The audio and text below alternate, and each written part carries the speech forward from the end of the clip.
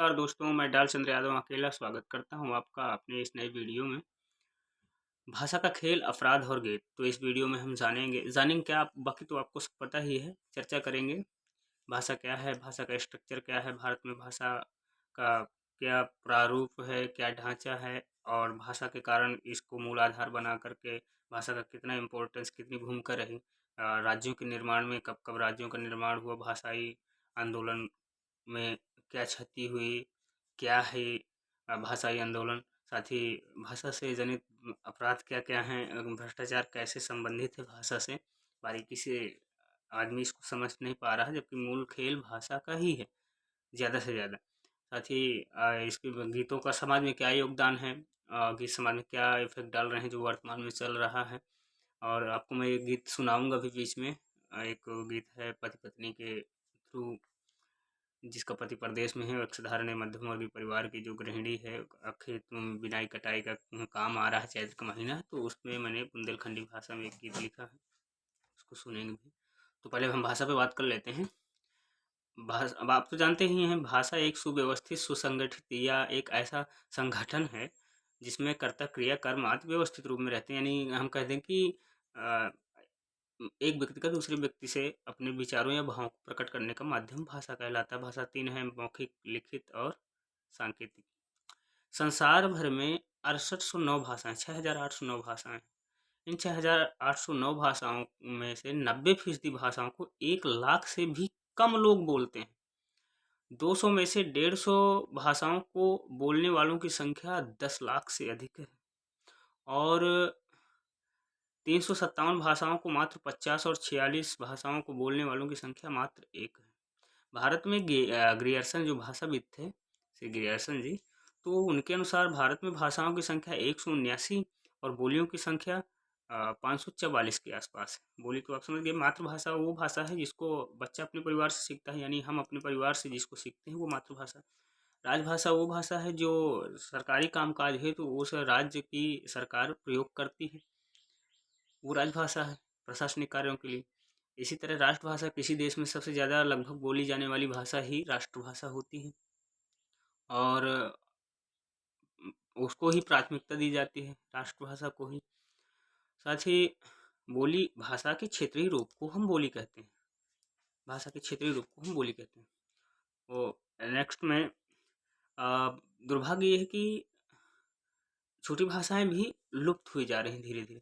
अब सरकारी आंकड़ों के अनुसार देश में कुल 418 भाषाओं को माना गया है कि देश में कुल 418 भाषाएं हैं, जिसमें 407 ही जीवित हैं, 11 लुप्त प्राय हैं। लुप्त प्राय का मतलब अब उनको बोलने वाले या तो इस दुनिया में नहीं है, या तो वो बोली नहीं जा रही भाषा। जैसे एक वाद्य होता है, कोई दवा उसे पता हो, फिर वो दवा किसी को बताए ना, और फिर वो चला गया, भगवान को प्यारा हो गया, तो वो दवा भी उसके साथ दब गई, चली गई, क्योंकि उसके बारे में किसी को पता ही नहीं। तो ऐसे भाषा बोलने वाले भी या तो इस दुनिया में नहीं है, या तो फिर वो प्रयोग में नहीं लाई जा रही। अ, हर राज्य की अपनी अपनी राजभाषा है, सरकारी भाषाएं हैं। वो जैसे नागालैंड और मेघालय की भाषा अंग्रेजी है, और गैर हिंदी भाषी जो राज्य हैं उनसे संपर्क साधने के लिए, उनसे बातचीत करने के लिए गवर्नमेंट क्या करती है, अंग्रेजी में बात करती है। इसके तरह भारत के संविधान में 22 भाषाओं को दर्जा दिया गया है, 22 राजभाषाओं को।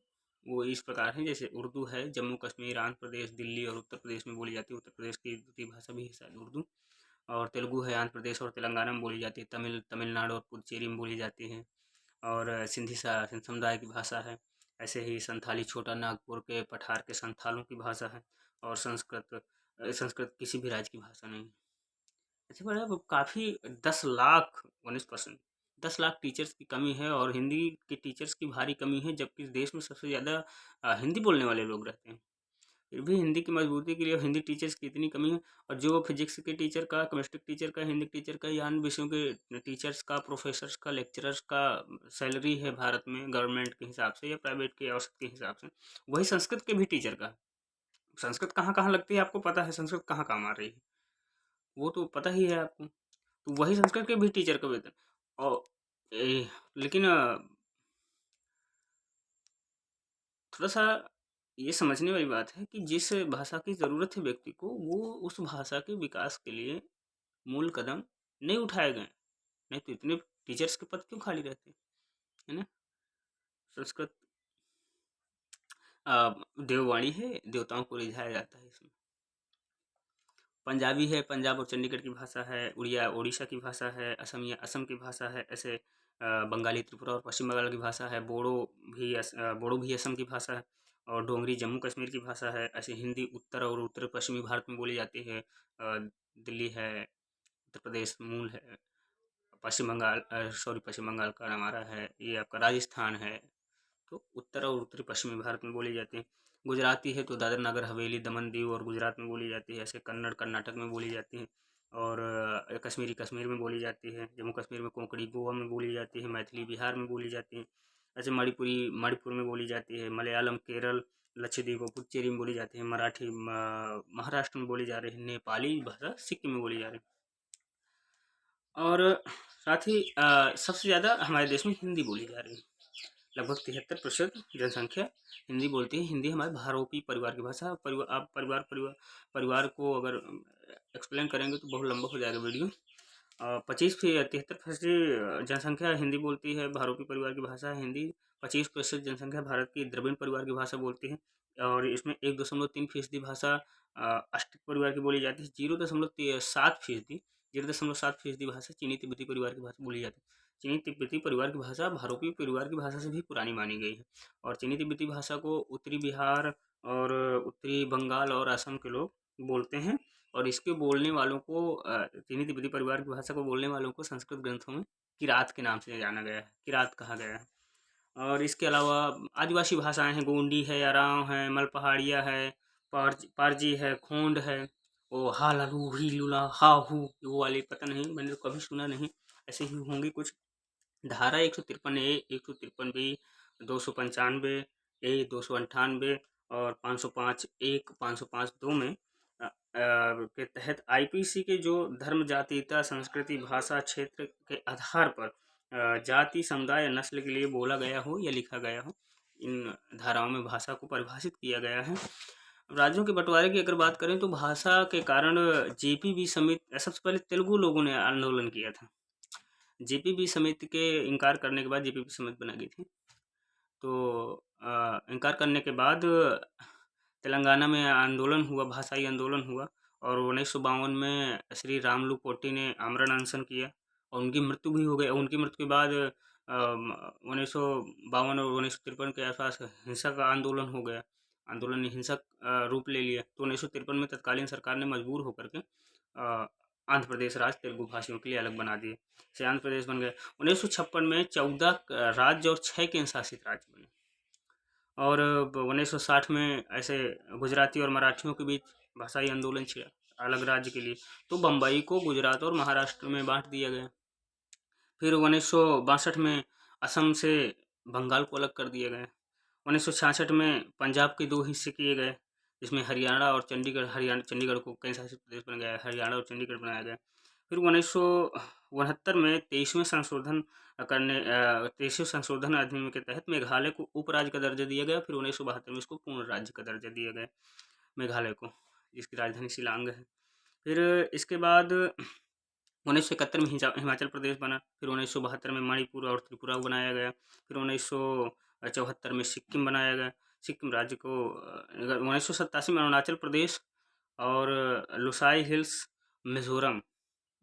के मिजोरम को पूर्ण राज्य का दर्जा दिया गया। सन 2000 में मध्य प्रदेश को काट करके छत्तीसगढ़ राज्य बनाया गया। और फिर सन 2000 में ही उत्तर प्रदेश से उत्तराखंड को अलग किया गया। और बिहार को भी अलग किया गया। और एक नया राज्य झारखंड भी बनाया गया। साथ ही सन 2000 में बता रहा हूँ, मुझे याद नहीं आ रहा। हाँ, सन 2000 में मध्य प्रदेश से काट के छत्तीसगढ़ बनाया गया, उत्तर प्रदेश से अलग करके उत्तराखंड बनाया गया और बिहार के 2 टुकड़े काट करके झारखंड बनाया गया। अब झारखंड देश का 28वां राज्य था। 2014 से सबसे पहले गठित हुए आंध्र प्रदेश का एक और हिस्सा करने की मांग हुई और इसको तेलंगाना राज्य नाम दिया गया। ये भारत का 2014 के बाद 29वां राज्य था। तो ये तो राज्यों के स्ट्रक्चर से हो गया। और ये इसका मूल कारण भाषा भी था कि एक भाषा, जैसे हमारे घर में कोई आ जाए टिंगड़ी मिंगड़ी बोलने वाला, तो ऐसे मेल नहीं खाता, पटरी नहीं खाते है ना। तो वो लोगों को पटरी नहीं खाती थी, मेल नहीं खाता था, चाहे जो कारण रहा हो, तो उन्होंने अलग राज्य की मांग पकड़ ली। अब भाषा से जनित अपराध क्या हो सकते हैं?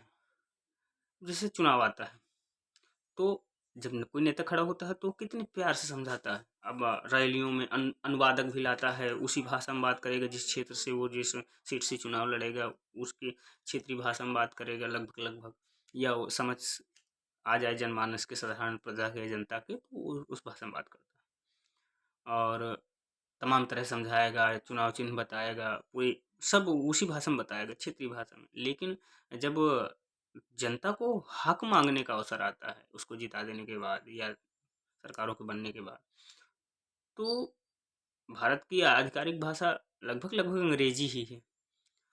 तो जब वो कोई चीज़ देखता है, कोई चीज़ उसको चाहिए, तो वो अंग्रेजी भाषा में उसको आ रही है। वो मुकदमा लड़ रहा है, तो उसका वकील है, उसको मुकदमा में पता नहीं चल रहा कि क्या बोल रहा है ये, वो अंग्रेजी में बात कर रहे हैं जज और वकील, उसको पता ही नहीं चल पा रहा है। तो इससे वो अपना जो अपनी निर्दोषता है, अगर निर्दोष भी है तो पूरी तरह से कैसे क्या हुआ वो समझ नहीं पाता है, सिद्ध नहीं कर पाता, व्यक्त नहीं कर पाता, एक्सप्रेस नहीं कर पाता हर चीज़ को, टोक नहीं पाता बीच में, भाषा के कारण। जब बजट आएगा तो वो अंग्रेजी में पढ़ा जाता है, जब बजट आता है तो बजट मंत्री, वित्त मंत्री अंग्रेजी में भाषण दे रहे हैं, और जब वोट मांग रहे हैं तो हिंदी में दे रहे हैं। तो ये भी एक जनता को लगभग लगभग, हाँ, ये भाषा आड़ है, पर्दा है। भाषा एक पर्दा, शब्दों का हेर फेर बहुत है, शब्दों के हेर फेर में बहुत बड़ा हेर फेर हो रहा है, हम लोग समझ नहीं पा रहे हैं कि किसको क्या मिला, मेरे लिए क्या मिला। अब जब मुझे अंग्रेजी नहीं आती, अब मैं उसको आधिकारिक तौर पे जब वो भाषण दे रही है तो मैं उसको मानूंगा कि जो बाद में लोकल रूप से छप के आ रहा है, उसमें तेल मसाला नमक मिला के आ रहा है, मैं उसको मानूंगा। मैं तो उसको मानूंगा जो, जिसको मैंने चुना है, जिस नेता को चुना है देश ने, और वो नेता जब सामने से बोल रहा है कि मैंने इस व्यक्ति को या इस वर्ग के लिए या इस व्यापारी वर्ग के लिए, या चिकित्सा क्षेत्र में कुछ भी हो, शिक्षा क्षेत्र में मैंने इसको इतना दिया, और उसके लिए अलग अलग घटक हैं जो उसके लिए इतना दिया, तो कैसे पता चल रहा है वो अंग्रेजी में आ रहा है, वोट हिंदी में मांगी जा रही है। और शुरू से हम मातृभाषा में सीख रहे हैं, स्कूलों में पढ़ाई या अन्य जगहों में खड़ी बोली में, या जो समझ में आ रही है उस भाषा में सीख रहे हैं। लेकिन जब हम बड़ी परीक्षाओं की तैयारी करते हैं तो वो अंग्रेजी के बिना असंभव है। भले ही कह दिया जाए कि हिंदी मीडियम भी है, आपके मीडियम का भी है, कि आपकी जो राजभाषा है उसमें भी आप परीक्षा दे लीजिए, उसमें भी पढ़ लीजिए, लेकिन वो अंग्रेजी तो लगी ही लगी है। तो तो जब अंग्रेजी लगी है तो या तो फिर अंग्रेजी ही पढ़ाई जाए, अंग्रेजी को प्राथमिकता दी जाए, और या तो फिर हिंदी को प्राथमिकता दी जाए। ये बात का मतलब नहीं समझे, समझ गए ना? या तो अंग्रेजी को प्राथमिकता दी जाए, जो आपका, जिसको जिसको काम आना है साधारण जनमानस को।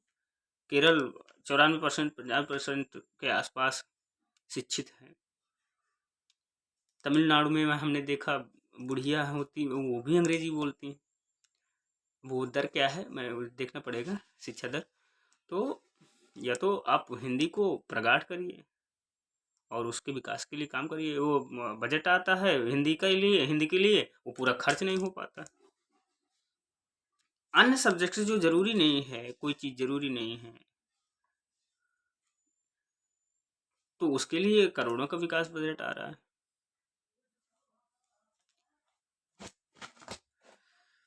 अब वो थोड़ा सा हम गीतों पे बात कर लेते हैं, वीडियो ज़्यादा लंबा हुआ जा रहा है, कि गीतों का समाज में क्या इफेक्ट है।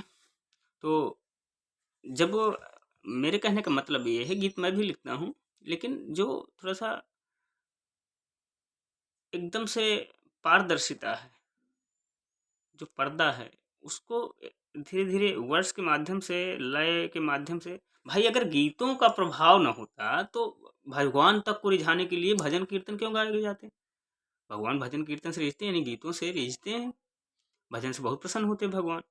अगर गीतों का प्रभाव न होता तो चुनाव में गाने क्यों बनते? कुछ न कुछ तो प्रभाव होता है गीतों का। गीतों की परिभाषा तो यही है कि लयबद्ध माध्यम से अपनी बात को कहना।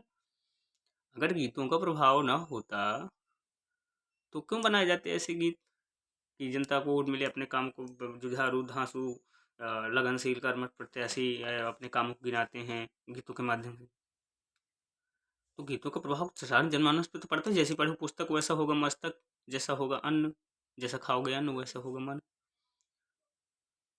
तो गीतों का जो प्रभाव है वो साधारण जनमानस, आपका कैमरा खुला है, छोटे छोटे बच्चे रील बना रहे हैं, तो ये जो वर्ड हैं, जो जब भारत में 18 वर्ष की लड़की और 21 वर्ष का लड़का के लिए नियत है शादी के बाद, और ये चीज़ें जब मान्य हैं, पुरातन से चली आई हैं कि शादी के बाद ये सब संभव है, संयोग जो भी हो, तो अब वो है चाकू तो चाकू से खरबूजे पे गिरे, चाहे खरबूजे चाकू पे गिरे, बात तो एक ही है। मैं कह देता हूँ तो कि जो चीज़ें इलीगल है सेक्सुअल रूप से या न्यूडिटी को बढ़ावा देता है, तो ऐसे गीत क्यों बनते हैं? मैं 16 बरस की, मैं 17 बरस का हूँ, ऐसा हो गया वैसा हो गया, दुनियादारी हो गया। ये तो फिर पहले ऐसा होता रहा है। 16 बरस की मैं गौने पे आई, 13 बरस मुरी बारी उमरिया है, तमाम गीत हमने सुने हैं। तो इनको थोड़ा सा, इनको बाइंडिंग ज़रूरत है, थोड़ा सा कंट्रोल की। अब चलते चलते मैं आपको एक गीत सुना देता हूँ, वीडियो बड़ा लंबा हुआ जा रहा है। अगला वीडियो मैं पंचायती राज व्यवस्था के ऊपर बनाऊंगा। इसमें आप जानेंगे कि किस मद से मतलब ग्राम प्रधान का स्ट्रक्चर क्या है, किस तरह इनका चुनाव होता है, वो तो आपको सबको पता ही है। और साथ ही ये भी बताएंगे कि ग्राम प्रधान के कौन कौन से मद, कौन कौन से अधिकार क्षेत्र हैं। आप पैसा बिना पूछे किसी से कैसे देख सकते हैं किस मद के लिए कितना पैसा आया, किस साल कितना पैसा आया था, किस साल कितना पैसा आएगा। ग्राम प्रधान ने प्लस में या ग्राम स्वराज में वो वेबसाइट भी बताऊंगा कितना पैसा मांगा है किस किस विकास के लिए। चलिए गीत सुना देता हूँ। पति पत्नी के ऊपर है, पत्नी है वो, उसका पति प्रदेश में है, वो बुला रही है अपने पति को कि खेत में कटाई बिनाई का काम शुरू हो रहा है, तो आप आ जाइए। तो मुझसे गाते नहीं बनता, फिर भी लिखा है तो सुनाई देता हूँ। चैत म घरे तू आ जई हो सैया, हमसे हुई कटाई ना, मारो हाथ बटा जई हो सैया, तपन म जीव जरी जाई ना। खेते न जई हो तो घर मा तो रही हो, कम से कम लड़का खिलई हो तो, होई करई हा जवै ताऊ माँ तो, साथ में पूरी बेलई हो तो, मंजी हो बर्तन पुती हो चूल्हा, घर के करी हो सफाई ना। चैत में घरे तुम आ जई हो सैया, हमसे हुई कटाई ना, मारो हाथ बटा जई हो सैया, तपन में जीव जरी जाई न। बोझ बधई हो हाथ लगई हो, नप लागे पाए घाम, हम अचरा ओढ़ाए द्याव। बोझ बंधई हो हाथ लगई हो, लागे न पाई घाम, अचरा ओढ़ाए द्याव। लोक बयरिया म दुंदू पहरिया म, लोक बयरिया म दिंदू पहरिया म, राजा तुमका करया जाम भर ल्याव। जागत स्वावत सकले देखा द्या हो, उतने में हम तर जाई ना। चैत में घर तू आ जई हसैया, अकेले हुई कटाई ना। वीडियो अच्छा लगा हो तो वीडियो को लाइक करिएगा, शेयर करिएगा, कमेंट करिएगा, जो भी खामियां हो बताइएगा। और अगला वीडियो जरूर देखिएगा। मेरे चैनल डालचंद्र अकेला ऑफिशियल को सब्सक्राइब जरूर करिएगा। और हौसला बढ़ाने के लिए बहुत बहुत धन्यवाद। जय हिंद, जय भारत। मिलते हैं अगले वीडियो में पंचायती राज व्यवस्था वाले।